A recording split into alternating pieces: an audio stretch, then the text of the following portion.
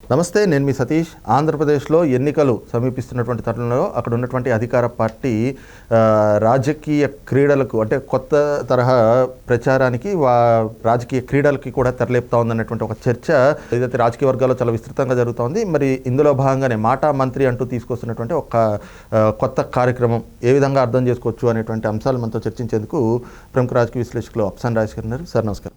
Sir, మాటా మంత్రి అంటూ కొత్త కార్యక్రమాన్ని దేబోతున్నారు. గతంలో కూడా మనం ఇలాంటి కార్యక్రమాలు చూస్తున్నాం. ఇప్పుడు తీసుకొస్తున్నటువంటి ఈ కార్యక్రమాన్ని ఎలా అర్థం చేసుకోవచ్చు? అంటే ప్రధానంగా ఎన్నికలు దగ్గర పడుతున్నప్పుడు ఇలాంటివి కార్యక్రమాలని ఎలా అర్థం చేసుకోవాలి? మీ పిల్లలు ఇంటర్మీడియట్ మరియు ఎంసెట్ చదువుతూ సబ్జెక్ట్స్ లో కన్ఫ్యూజ్ అవుతున్నారా? కాన్ఫిడెన్స్ లెవెల్ తక్కువగా ఉందా? రిపీటెడ్ మిస్టేక్స్ చేస్తున్నారా? అయితే మీకోసమే ఉంది Rise app. 1 lakh question bank, performance analysis, online classes by experts, ఇంకా మరెన్నో ఫీచర్స్ తో మీ ముందుకొచ్చింది Rise the perfect guide. Description లో ఉన్న లింకును ఉపయోగించి సబ్స్క్రైబ్ అవ్వండి. అంటే జగన్మోహన్ రెడ్డి గారు ప్రతిపక్ష నాయకుడిగా ఉన్న రోజుల నుంచి కూడా ఆయన వివిధ వర్గాల ప్రజల్ని రకరకాల ప్రచారాలతోటి తనకు అనుకూలంగా మలుచుకోగలిగారు. ప్రజలు ఆ ప్రచార ప్రభావంతో కళ్ళ ముందు జరుగుతున్న అభివృద్ధిని కూడా గుర్తించకుండా, ఆనాటి ప్రభుత్వ చిత్తశుద్ధిని, వారి సంకల్పాన్ని గుర్తించకుండా జగన్మోహన్ రెడ్డి గారి గెలుపుకి దోహదం చేశారు. ఇటువంటి సందర్భంలో జగన్మోహన్ రెడ్డి గారు ఏంటంటే మళ్ళీ ఎన్నికలకు వెళ్తున్నారు, మళ్ళీ అధికారం నిలబెట్టుకోవాలి. ఆయన ఎంచుకుంటున్న వ్యూహం వచ్చేప్పటికి 2019కి ముందున్న వ్యూహాన్ని మళ్ళీ కూడా అనుసరించే ప్రయత్నం చేస్తున్నారు.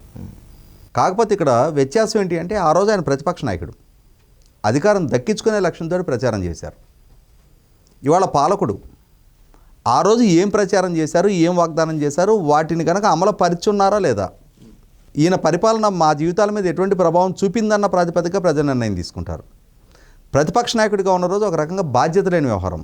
ఇవాళ బాధ్యత కలిగిన స్థానంలో ఉన్నారు ఆయన. ఈరోజు కూడా ప్రచారానికే పరిమితం అవుతా, నేను నా పనితీరు ప్రాతిపదికగా నేను ప్రజల నుంచి ఓటు అడిగే ఆస్కారం లేదు. ఎందుకు లేదు ఆస్కారం? పనితీరు కనపరచలేదు కాబట్టి, ఆయన చేసిన వాగ్దానాల నుంచి దూరం జరిగారు కాబట్టి, ఆ వాగ్దానాల ప్రభావంతో ఓటేసిన ప్రజలు ఇవాళ ఆ వాగ్దానాల గురించి నిలదీస్తున్నారు కాబట్టి, గడప గడపకు మన ప్రభుత్వం అనే కార్యక్రమానికి ఇళ్లకెళ్ళిన ఎమ్మెల్యేలని ప్రజలు నిలదీసి అడుగుతున్నారు, మీరు మాకు ఈ వాగ్దానం చేశారు అని చెప్పని. రాష్ట్రంలో వివిధ విభాగాలకు చెందిన చిరుద్యోగులు, అంగన్వాడీ సిబ్బంది, ఆశా వర్కర్లు, ఇటువంటి చిరుద్యోగులు ప్రభుత్వం మీద సమరశంఖం పూరిస్తున్నారు. 2019కి ముందు మీరు మాకు ఈ వాగ్దానం చేశారు, వాటిని నెరవేర్చండి అని చెప్పని. ఇటువంటి నేపథ్యంలో ఏంటంటే జగన్మోహన్ రెడ్డి గారు మాత్రం ఆయనకి ఒక నమ్మకం, బలమైన నమ్మకం, నా మీద పుట్టిన కేసులు ఉన్నాయని తెలుసు, నా మీద అవినీతి ఆరోపణలు ఉన్నాయని తెలుసు, నాకు జైలు జీవిత నేపథ్యం ఉందని తెలుసు, ఛార్జ్ షీట్లు ఫైల్ ఉన్నాయని తెలుసు, అయినా సరే నేను పోరాడే యోధుడిని, కేంద్రానికి ఎదురు తిరగలను అని అంటే నమ్మారు ఈ ప్రజలు. కాబట్టి ప్రజలు అంత విచక్షణతో ఆలోచించి నిర్ణయం చేస్తే నాకు అధికారమే కట్టబెట్టరు. ఇవాళ నాకు అధికారం కట్టబెట్టారు కాబట్టి ప్రజలు ప్రచార ప్రభావంతో ప్రభావితులై ఓట్లేస్తున్నారు తప్ప వారి సొంత విచక్షణతో వారు ఆలోచించట్లా. నా సమర్థత గురించి వాళ్ళు పరిగణలోకి తీసుకోవాలా. చంద్రబాబు నాయుడు గారు లాంటి పాలనాధ్యక్షుడిని ఓడించి నాకు అధికారం కట్టబెట్టారు అని అంటే వాళ్ళు విచక్షణ మరిచే నిర్ణయం చేస్తున్నారు. కాబట్టి నేను ఆ ప్రజలను మరొకసారి కూడా నేను మ్యానిపులేట్ చేయగలను. ఈ అతిశయం ఆయనలో పెరిగిపోయింది. అంటే ఏంటంటే నిన్న చేసిన ప్రచారమే ఇవాళ కూడా చేయాలి, నిన్న దక్కిన అధికారమే రేపు కూడా దక్కించుకోవాలి, నేను ఎల్లకాలం మ్యానిపులేట్ చేయగలను, నా ప్రభావంలో ప్రజలు పడిపోతారు అని చెప్పిన ఒక అతిశయం పెరిగిపోయింది ఆయనకి. ఇటువంటి నేపథ్యంలో ఆ రోజు యువబేరి అని చెప్పని సదస్సులు ఏర్పాటు చేశారు. యూనివర్సిటీలు, కాలేజీలు చుట్టూ తిరిగి యువతని తన వైపు మలుచుకునే ప్రయత్నం చేశారు. కృతకృత్యులు కూడా అయ్యారు, సక్సెస్ అయ్యారు. ఆ రోజున ప్రత్యేక హోదా ఆవశ్యకత ఏంటి, చంద్రబాబు నాయుడు నిస్సహాయుడై కేంద్రం దగ్గర సాగిలపడి ప్రత్యేక హోదా గాలి కుదిలేశాడు. ప్రత్యేక హోదా గతించిన అంశం కాదు, అది మరుగున పడ్డ అంశం కాదు. దాన్ని మళ్ళీ మనం తిరిగి సాధించగలుగుతాం, సజీవంగా ఉంచగలుగుతాం, దాన్ని ఆ డిమాండ్ సజీవంగానే ఉంటుంది. నాకు మెజార్టీ ఎంపీ స్థానాలు ఇవ్వండి, నేను సాధించి తెస్తా అన్నాడు. ప్రజలు నమ్మారు, ఆయన అడిగిన సీట్లు కట్టబెట్టారు. ఇవాళ పాలకుడుగా ఆయన చేసిన వాగ్దానాన్ని నెరవేర్చుకోవాల్సిన బాధ్యత అయింది. ఆ దిశగా ఏదైనా పురోగతి ఉందా అంటే జీరో. చంద్రబాబు నాయుడు గారు చూపించిన పోరాటాన్ని కూడా చూపించలేకపోయారు. ఆయన అలయన్స్ పార్ట్నర్గా ఉండి విభేదించి వాళ్ళ కేంద్ర మంత్రి పదవులకు రాజీనామా చేసి ప్రభుత్వం నుంచి బయటకు వచ్చారు. బలం లేకున్నా కూడా ఆనాటి ప్రభుత్వం మీద అవిశ్వాస తీర్మానం పెట్టారు, సభలో ఎండగట్టారు, జాతీయ స్థాయిలో ఎక్స్పోజ్ చేశారు. మా రాష్ట్రానికి అన్యాయం జరుగుతుంది, మాకెందుకు పార్లమెంట్ వేదిక చేసిన చట్టాన్ని అమలుపరచరు అని చెప్పని నిలదీశారు, నిగ్గదీసి ప్రశ్నించారు.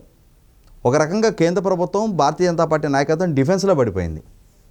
ఇవాళ జగన్మోహన్ రెడ్డి గారు ఆయన మీద పుట్టిన కేసుల మూలాన, ఆ కేసుల విచారణ జరుగుతున్న నేపథ్యంలో, ఆయన మీద నమోదైన ఛార్జ్షీట్ల నేపథ్యంలో తన నిస్సహాయతని, అంటే ఎదురుదిరిగి ప్రశ్నించలేడు. ప్రశ్నిస్తే ఎటువంటి కాన్సిక్వెన్సెస్ ఎదురవుతాయి, కేంద్ర ప్రభుత్వం దగ్గర వ్యవస్థలు మొత్తం వాళ్ళ చేతిలో ఉంటాయి. ఆ పరిస్థితుల పరిణామాలు ఎటు దారితీస్తే ఆయనకు తెలుసు. కాబట్టి రాష్ట్ర ప్రయోజనాలు పణంగా పెట్టినా పర్వాలా, యువత భవిష్యత్తు పణంగా పెట్టబడ్డా పర్వాలా, నా కేసుల విచారణలో నేను గిల్టీగా ప్రూవ్ అవ్వకుండా ఉంటే చాలు. ఇది ఆయన ఎంచుకున్న అజెండా. దాంతో వాళ్ళ ఏ వాగ్దానాలు అయితే యువతకు చేశారో ఆ వాగ్దానాలు విస్మరించేశారు. లక్షల ప్రభుత్వ ఉద్యోగాలనే భర్తీ చేస్తున్నారు, మెగా డిఎస్సి కండక్ట్ చేస్తున్నారు, సెల్ఫ్ ఎంప్లాయ్మెంట్ లోన్లు కూడా ఇవ్వకుండా మానేశారు. ఆఖరికి ఇవాళ ప్రభుత్వ ఉద్యోగాల భర్తీ సంగతి దేవుడెరుగు. ఆఖరికి ప్రభుత్వం సబ్సిడీ ద్వారా ఇచ్చి ఆయన చేతిలో ఉన్న నిర్ణయం అది, దాన్ని కూడా అమలుపరచాల. అసలు కార్పొరేషన్లు అనేది నిర్వీర్యంగా మారిపోయినాయి. ఇటువంటి నేపథ్యంలో ఇవాళ యువతని మరొకసారి భ్రమింపజేయడానికి, చాలా అద్భుతమైన భవిష్యత్తు మీకు ఉంది అని చెప్పని నమ్మింపజేయడానికి కొత్త ప్రయత్నాలు మొదలుపెట్టారు. అయితే గతంలో చూస్తే మీరు అన్నట్టుగా యువబేరీ లాంటివి పెట్టినప్పుడు ఆ రోజున ఉన్నటువంటి యువత అంతా కూడా ఈ రోజున కాలేజీలు లేదంటే కనుక యూనివర్సిటీలు ఆ చదువు ముగించుకుని బయటకు వచ్చేసారు. ఇప్పుడు మళ్ళీ యువత దగ్గరికి అవే కళాశాలలకి, అవే యూనివర్సిటీలకి వెళ్ళి సభలు పెడతా ఉంటే వీళ్ళని ఇప్పుడు మోసం చేయడానికి అనుకోవచ్చా, లేదంటే ఎట్లా చూడాలి? అంటే ఇవాళ ఒకటి వాస్తవ పరిస్థితి ఏంటి అంటే, ఎవరినైనా కొన్నిసార్లు మోసం చేయొచ్చు, అందరినీ అన్నిసార్లు మోసం చేయడం సాధ్యం కాదు. మనకి గుంటూరు ఎంపీగా ఉన్న గల్లా జయదేవ్ గారు పార్లమెంట్లో అవిశ్వాస తీర్మానం పెట్టిన సందర్భంగా నరేంద్ర మోడీ గారు మొహాన్ చెప్పారు, mister prime minister and mister finance minister, you can fool somebody for some time but you cannot fool all the people for all the time.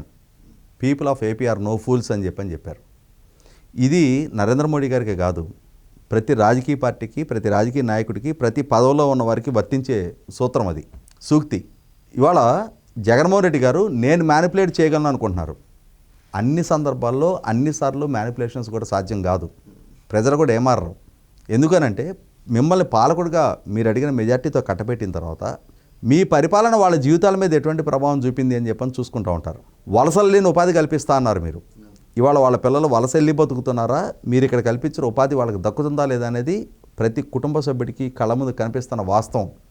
అటువంటి సందర్భంలో మీరు ఎల్లకాలం యువతను మ్యానిపులేట్ చేయగలను అని మిమ్మల్ని మీరు మోసం చేసుకున్నా కూడా ఎల్లకాలం మీరు మోసం చేయలేరు.